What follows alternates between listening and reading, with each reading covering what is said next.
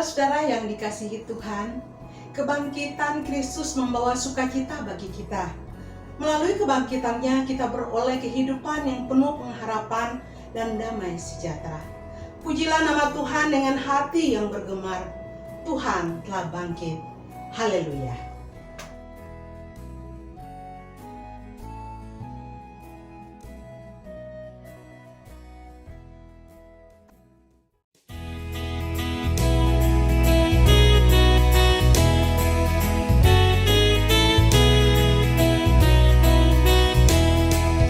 Tuhan telah bangkit, haleluya. Bersukacita, haleluya. Dengarlah suara dari sorga, Kristus telah bangkit, haleluya. Hai manusia, dengar Tuhanmu, pujilah Dia yang menebusmu. Bersorak-sorak dan bergemar, Kristus telah bangkit, haleluya.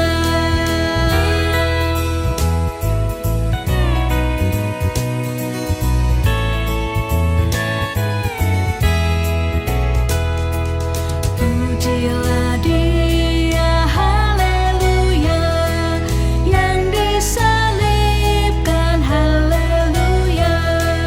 Dosamu ditebus olehnya untuk selama-lamanya.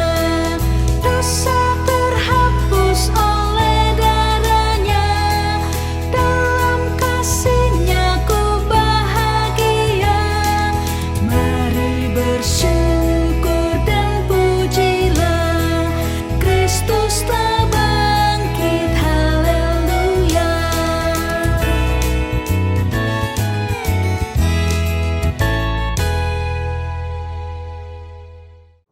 Ibadah Minggu Paskah kedua ini berlangsung di dalam nama Bapa, Putra, dan Roh Kudus. Tuhan menyertai saudara. Dan beserta saudara juga. Pada Minggu Paskah kedua ini kita akan merenungkan tema penerima damai sejahtera. Yesus yang bangkit tidak meninggalkan murid-muridnya begitu saja. Ia hadir menampakkan diri di tengah para murid dan memberikan damai sejahtera kepada mereka yang pada waktu itu sedang dirundung ketakutan dan kegelisahan. Kepada kita pun Allah berkenan memberikan damai sejahtera dan jaminan rasa aman, supaya kita siap menjalani kehidupan dan siap mengerjakan panggilan yang Allah percayakan kepada kita.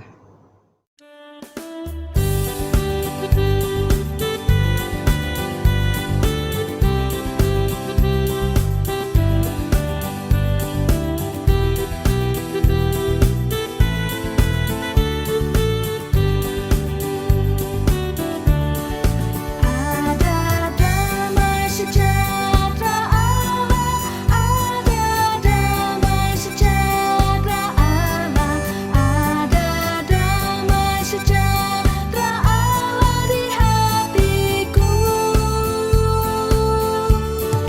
Ada damai sejahtera Allah, ada damai sejahtera Allah, ada damai sejahtera Allah di hatiku.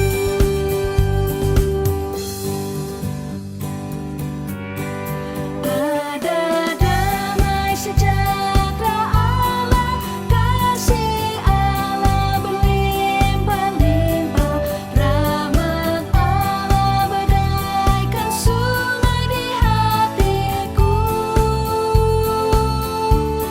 Sukacita berlimpah ruah, ku memuliakan nama Tuhan, ku memuliakan nama Tuhan di hatiku.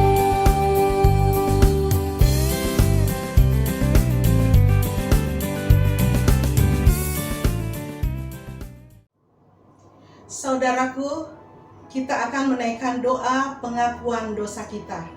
Saudara diberi kesempatan untuk menaikkan doa secara pribadi, lalu akan kita tutup bersama-sama. Mari kita berdoa.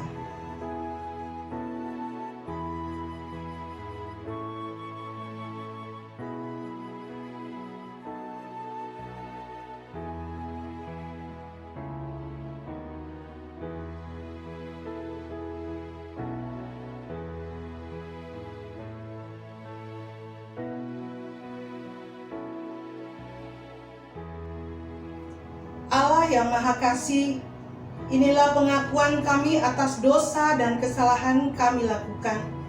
Ampunilah kami ya Allah. Biarlah dalam segala suka maupun duka, kami tidak menutup diri, melainkan membuka hati untuk menerima damai sejahtera-Mu dan mengikuti tuntunan-Mu yang mengubah kehidupan kami. Dalam Kristus kami berdoa. Amin. Berbahagialah kita yang telah diampuni dosanya dan dipulihkan hidupnya oleh kuasa Tuhan. Kini terimalah berita anugerah menurut Yesaya pasal 1 ayat 18. Marilah baiklah kita berperkara firman Tuhan. Sekalipun dosamu merah seperti girmisi, akan menjadi putih seperti salju.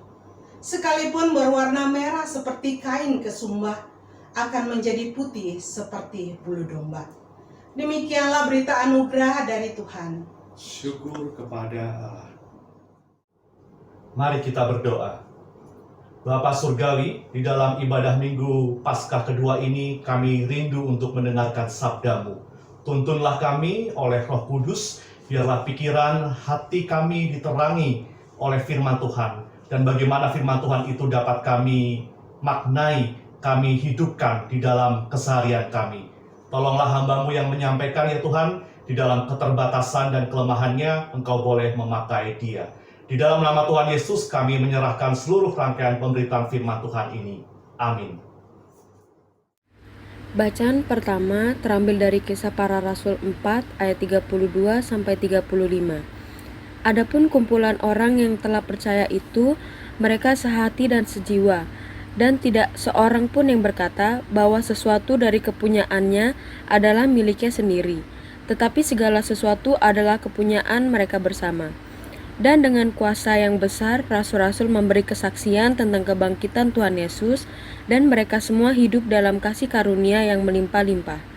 Sebab tidak ada seorang pun yang berkekurangan di antara mereka, karena semua orang yang mempunyai tanah atau rumah menjual kepunyaannya itu, dan hasil penjualan itu mereka bawa, dan mereka letakkan di depan kaki rasul-rasul. Lalu dibagi-bagikan kepada setiap orang sesuai dengan keperluannya. Demikianlah sabda Tuhan. Syukur kepada Allah.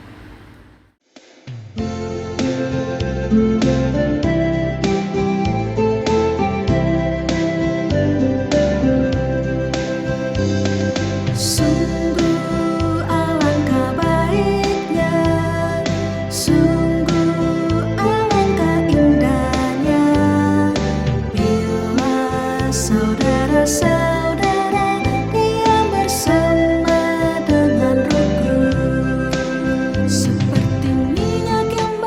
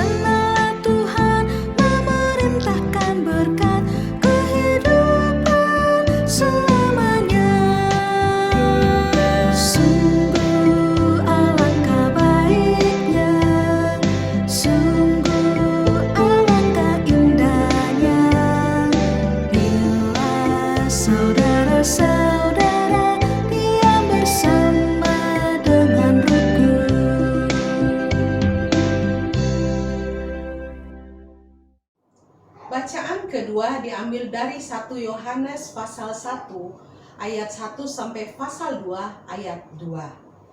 Apa yang telah ada sejak semula, yang telah kami dengar, yang telah kami lihat dengan mata kami, yang telah kami saksikan dan yang telah kami raba dengan tangan kami tentang firman hidup. Itulah yang kami tuliskan kepada kamu. Hidup itu telah dinyatakan dan kami telah melihatnya, dan sekarang kami bersaksi dan memberitakan kepada kamu tentang hidup kekal yang ada bersama-sama dengan Bapa dan yang telah dinyatakan kepada kami. Apa yang telah kami lihat dan yang telah kami dengar itu kami beritakan kepada kamu juga, supaya kamu pun beroleh persekutuan dengan kami. Dan persekutuan kami adalah persekutuan dengan Bapa dan dengan anaknya Yesus Kristus. Dan semuanya ini kami tuliskan kepada kamu supaya sukacita kami menjadi sempurna. Dan inilah berita yang telah kami dengar dari Dia dan yang kami sampaikan kepada kamu. Allah adalah terang dan di dalam Dia sama sekali tidak ada kegelapan. Jika kita katakan bahwa kita beroleh persekutuan dengan Dia, namun kita hidup di dalam kegelapan, kita berdusta dan kita tidak melakukan kebenaran. Tetapi jika kita hidup di dalam terang sama seperti Dia ada di dalam terang, maka kita beroleh persekutuan seorang dengan yang lain. Dan darah Yesus anaknya itu menyucikan kita daripada segala dosa. Jika kita berkata bahwa kita tidak berdosa, maka kita menipu diri kita sendiri dan kebenaran tidak ada di dalam kita. Jika kita mengaku dosa kita, maka Ia adalah setia dan adil, sehingga Ia akan mengampuni segala dosa kita dan menyucikan kita dari segala kejahatan. Jika kita berkata bahwa kita tidak ada berbuat dosa, maka kita membuat Dia menjadi pendusta dan firman-Nya tidak ada di dalam kita. Anak-anakku, hal-hal ini kutuliskan kepada kamu, supaya kamu jangan berbuat dosa. Namun jika seorang berbuat dosa, kita mempunyai seorang pengantara pada Bapa, yaitu Yesus Kristus yang adil. Dan Ia adalah pendamai untuk segala dosa kita, dan bukan untuk dosa kita saja, tetapi juga untuk dosa seluruh dunia. Demikianlah sabda Tuhan. Syukur kepada Allah. Pembacaan Injil diambil dari Injil Tuhan kita Yesus Kristus menurut Injil Yohanes pasal 20 ayat 19 sampai ayat 31. Ketika hari sudah malam pada hari pertama minggu itu, berkumpullah murid-murid Yesus di suatu tempat dengan pintu-pintu yang terkunci karena mereka takut kepada orang-orang Yahudi. Pada waktu itu datanglah Yesus dan berdiri di tengah-tengah mereka dan berkata, "Damai sejahtera bagi kamu." Dan sesudah berkata demikian, Ia menunjukkan tangannya dan lambungnya kepada mereka. Murid-murid itu bersukacita ketika mereka melihat Tuhan. Maka kata Yesus sekali lagi, "Damai sejahtera bagi kamu. Sama seperti Bapa mengutus aku, demikian juga sekarang aku mengutus kamu." Dan sesudah berkata demikian, Ia menggebusi mereka dan berkata, "Terimalah Roh Kudus. Jikalau kamu mengampuni dosa orang, dosanya diampuni. Dan jikalau kamu menyatakan dosa orang tetap ada, dosanya tetap ada." Tetapi Thomas, seorang dari ke-12 murid itu yang disebut Didimus, tidak ada bersama-sama mereka ketika Yesus datang ke situ. Maka kata murid-murid yang lain itu kepadanya, "Kami telah melihat Tuhan." Tetapi Thomas berkata kepada mereka, "Sebelum aku melihat bekas paku pada tangannya, dan sebelum aku mencucukkan jariku ke dalam bekas paku itu, dan mencucukkan tanganku ke dalam lambungnya, sekali-kali aku tidak akan percaya." 8 hari kemudian, murid-murid Yesus berada kembali dalam rumah itu, dan Thomas bersama-sama dengan mereka. Sementara pintu-pintu terkunci, Yesus datang dan Ia berdiri di tengah-tengah mereka dan berkata, "Damai sejahtera bagi kamu." Kemudian Ia berkata kepada Thomas, "Taruhlah jarimu di sini dan lihatlah tanganku. Ulurkanlah tanganmu dan cucukkan ke dalam lambungku, dan jangan engkau tidak percaya lagi, melainkan percayalah." Thomas menjawab dia, "Ya Tuhanku dan Allahku." Kata Yesus kepadanya, "Karena engkau telah melihat aku, maka engkau percaya. Berbahagialah mereka yang tidak melihat, namun percaya." Demikianlah Injil Tuhan kita Yesus Kristus. Yang berbahagia adalah setiap kita yang mendengarkan firman Tuhan dan yang memeliharanya di dalam kehidupan kita sehari-hari. Haleluya.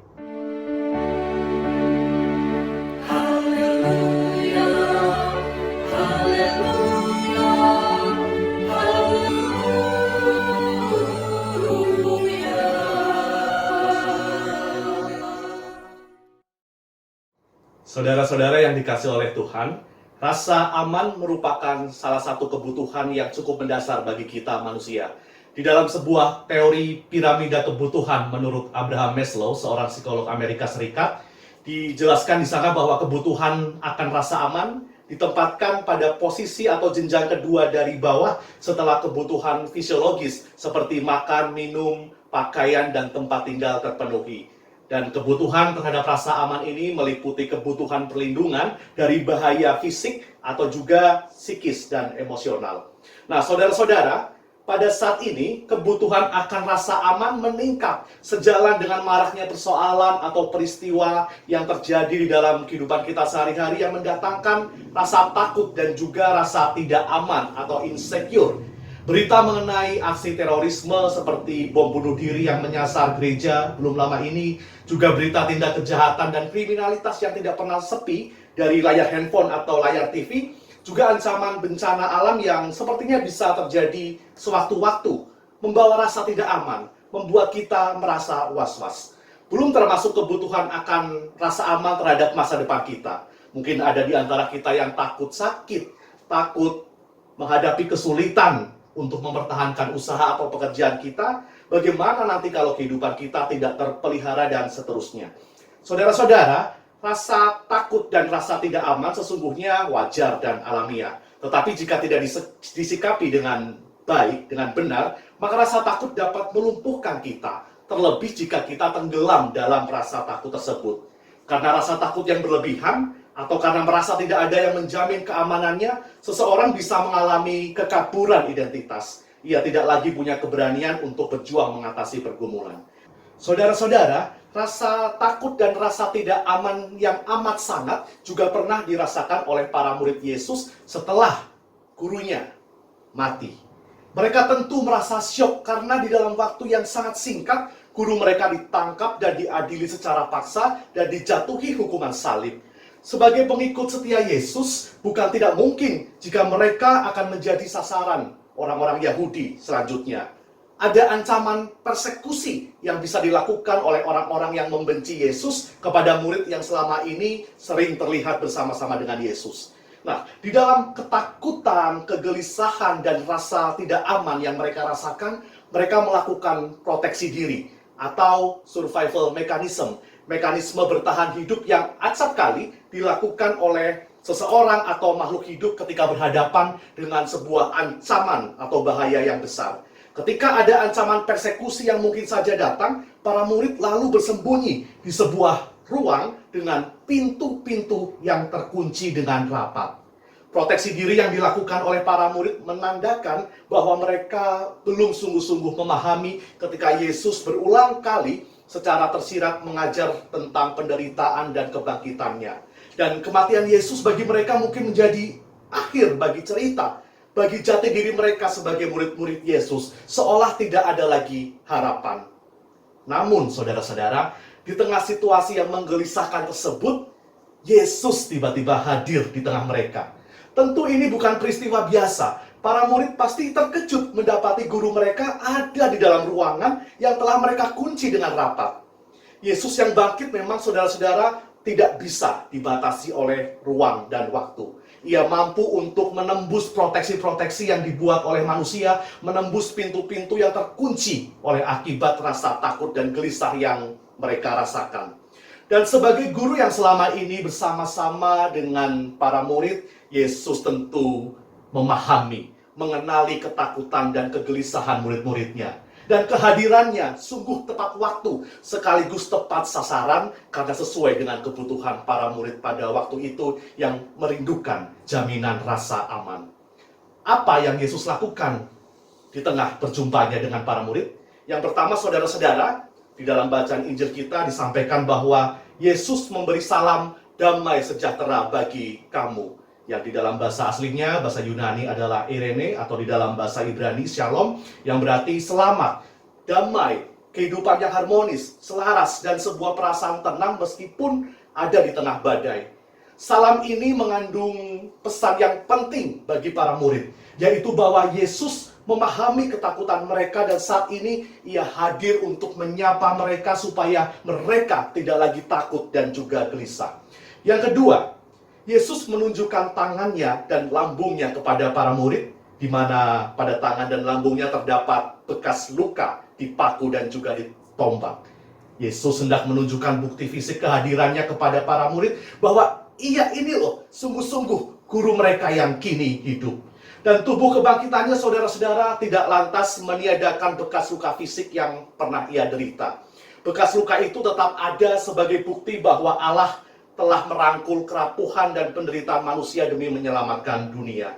Dan melihat sang guru yang telah bangkit ada di tengah-tengah mereka saat ini, para murid pun bersuka cita. Harapan baru dan rasa aman pun tentu kembali mereka rasakan. Yang ketiga, Yesus memberikan salam damai sejahtera sekali lagi, yang berarti bahwa ia ingin menegaskan, meneguhkan kembali kehadiran Shalom bagi para murid.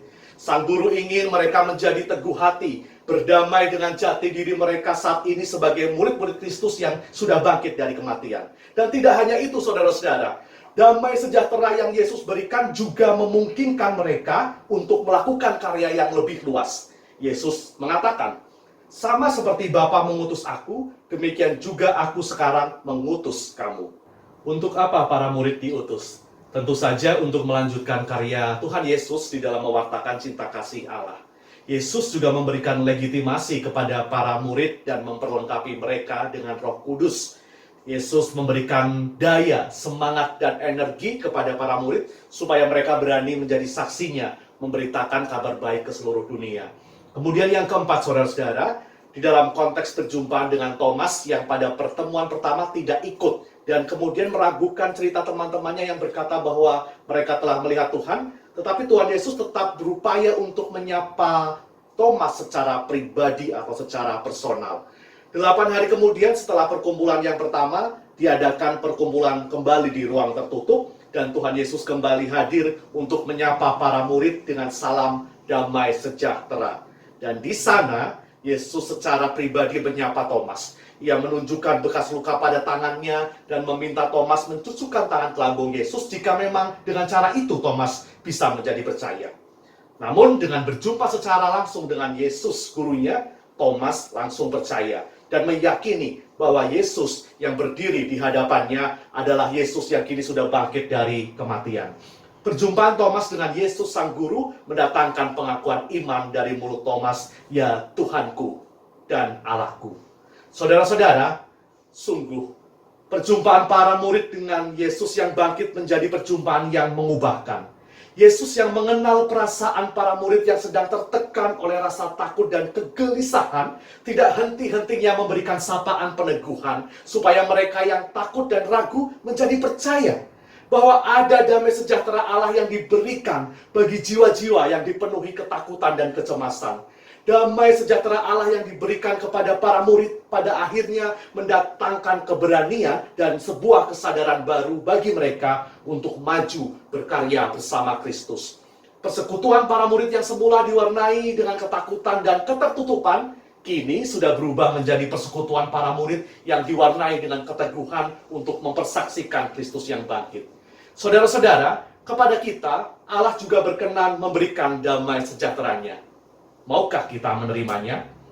Dari perenungan firman Tuhan pada minggu ini, sesungguhnya kita diajak untuk yang pertama, membuka hati seluas-luasnya untuk menerima damai sejahtera Allah. Mungkin saat ini kita sedang memiliki ketakutan tertentu. Tuhan mengerti ketakutan kita. Namun kita seringkali terlalu berfokus pada persoalan kita sendiri. Kita mengunci pintu hati kita dengan segala keluh kesah kita dan mungkin juga keputusasaan kita. Ketika sudah larut di dalam kecemasan, kita bisa lupa bahwa ada Tuhan yang selalu siap untuk meneguhkan kita. Maka saat ini saudara, percayalah bahwa Ia mampu untuk menembus pintu hati kita untuk memberikan peneguhan dan jaminan rasa aman. Yang perlu kita lakukan adalah terus membuka hati untuk Tuhan dan mendekat kepadanya di dalam peribadahan kita, di dalam doa-doa kita, dan di dalam kepekaan kita untuk mau mendengarkan sabdanya. Jika saat ini ada ketakutan atau kecemasan yang kita rasakan, mari kita akui itu di hadapan Tuhan. Memohon supaya Ia berkenan untuk menjamah kita.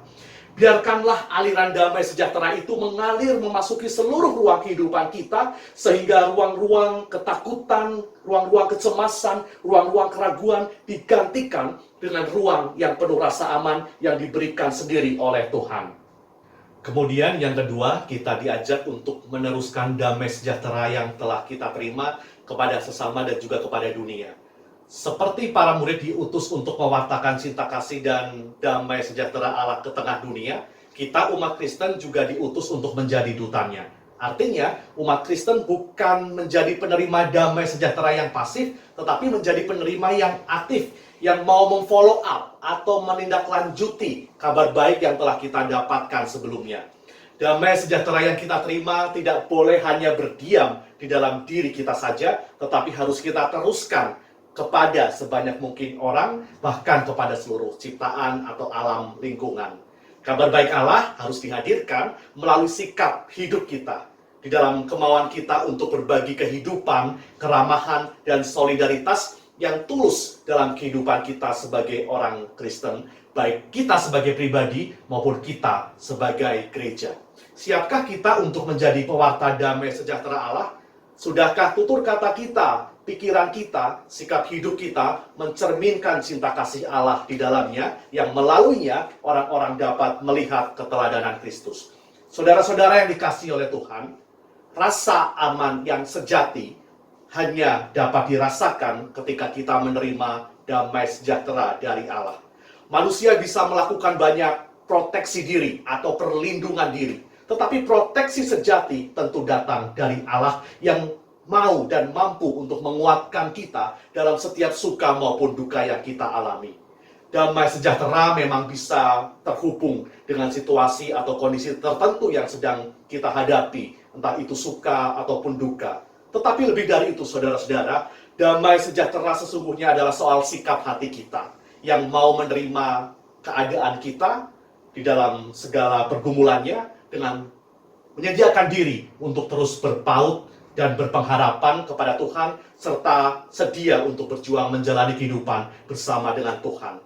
Sebagai penutup perenungan firman Tuhan pada hari ini, akan saya bacakan kisah tentang Corrie ten Boom, seorang penyintas kamp Nazi. Corrie ten Boom harus menjalani kehidupan seperti di neraka saat tinggal di kamp konsentrasi Nazi, sebuah tempat tanpa harapan bagi kebanyakan orang. Namun ia dapat bertahan untuk menceritakan imannya yang tidak goyah dan pengharapannya yang teguh kepada Allah. Ia telah melihat wajah si jahat. Ia juga menyaksikan berbagai tindakan paling tidak manusiawi yang dilakukan manusia kepada sesamanya. Dan ketika keluar dari kamp konsentrasi, ia berkata, "Jika Anda melihat dunia ini, Anda akan sedih. Jika Anda melihat ke dalam diri Anda akan tertekan. Namun jika Anda memandang Kristus, Anda akan tenang." Selamat membuka hati untuk menerima damai sejahtera Kristus. Amin.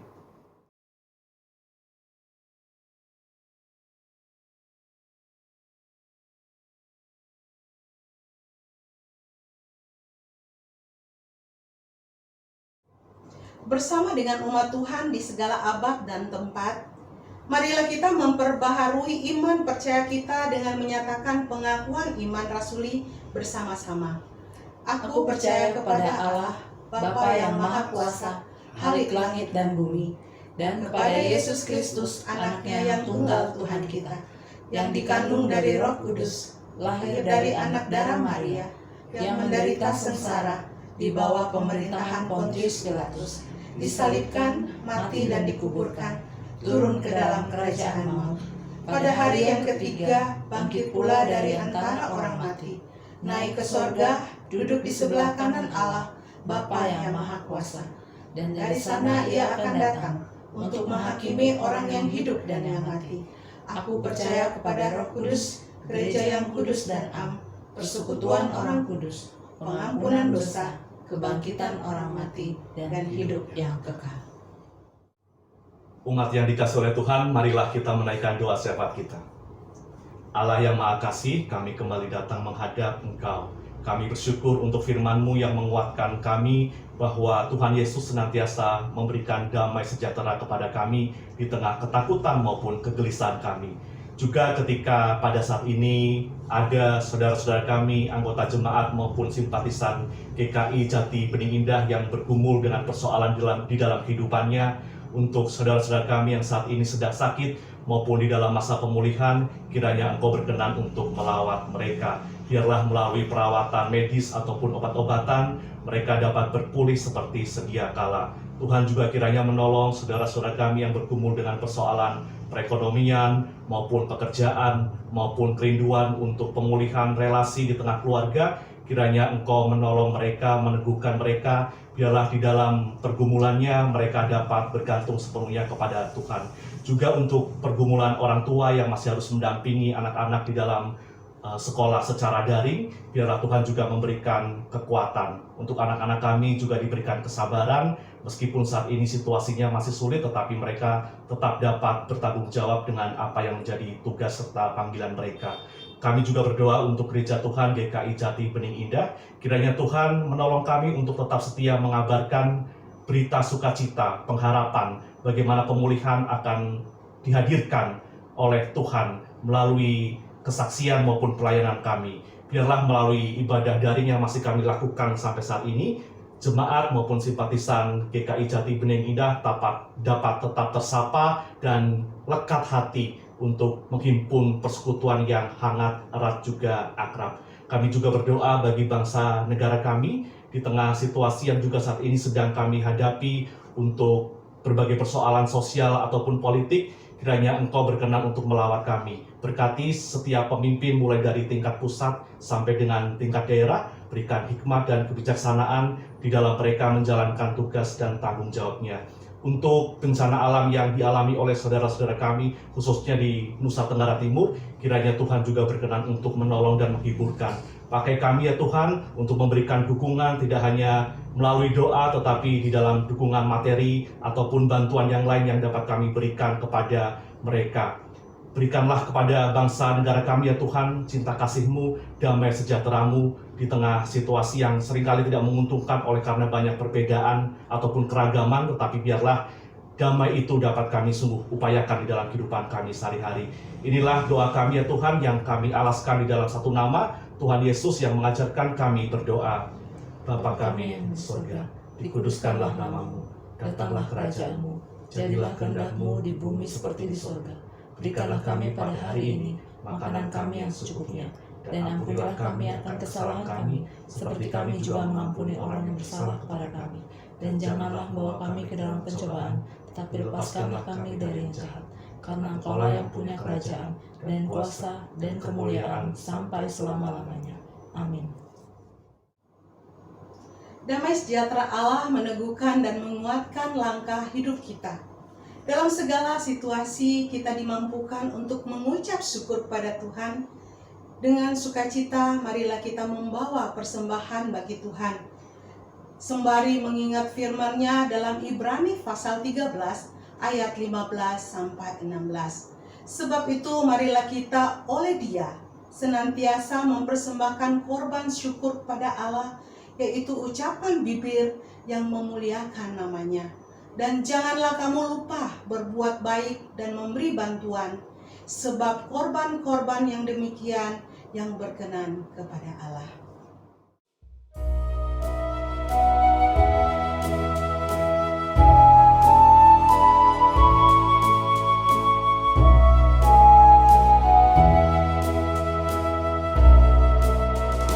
Tuhan pencipta semesta, Kaulah yang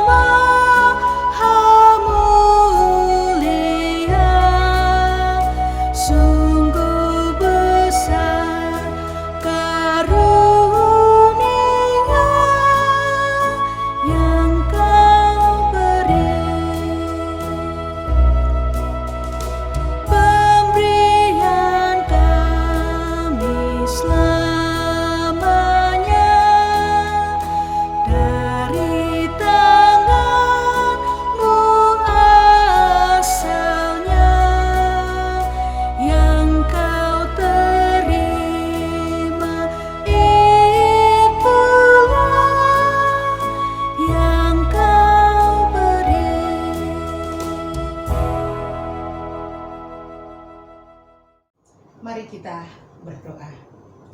Allah pemilik kehidupan, betapa besar limpah rahmat-Mu dalam keseharian kami. Engkau menjamin rasa aman bagi kami saat kami mau untuk sepenuhnya bergantung pada pemeliharaan-Mu. Atas kebaikan-Mu itu kami menyatakan syukur melalui persembahan kami. Kiranya persembahan kami Engkau terima dan Engkau kuduskan, supaya dapat dipergunakan sebagai sarana mewujudkan damai sejahtera-Mu di dunia ini. Dalam nama Tuhan Yesus kami berdoa. Amin.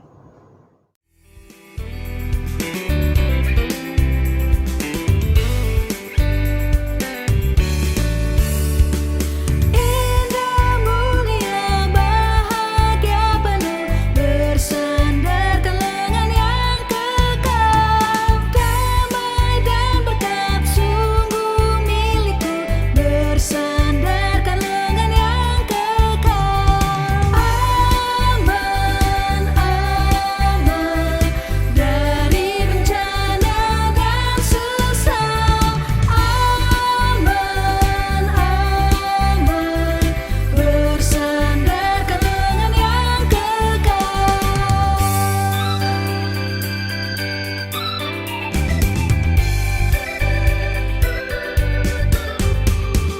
Oh indah benar ikut jalannya, bersandarkan lengan yang kekal. Langkahku teguh, jalanku cerah, bersandarkan lengan yang kekal.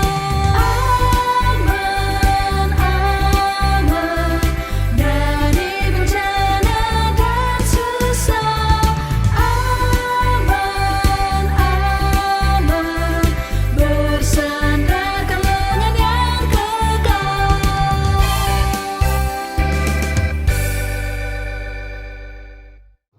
Umat yang dikasihi oleh Tuhan, marilah kita undur dari ibadah kita sambil mengingat pesan firman Tuhan untuk membuka diri di dalam menerima damai sejahtera dari Kristus dan meneruskan damai sejahtera itu di dalam kehidupan kita sehari-hari. Kita menerima berkat dari Tuhan. Tuhan memberkati kita dan melindungi kita. Tuhan menyinari kita dengan wajah-Nya dan memberi kita kasih karunia. Tuhan menghadapkan wajah-Nya kepada kita dan memberi kita damai sejahtera.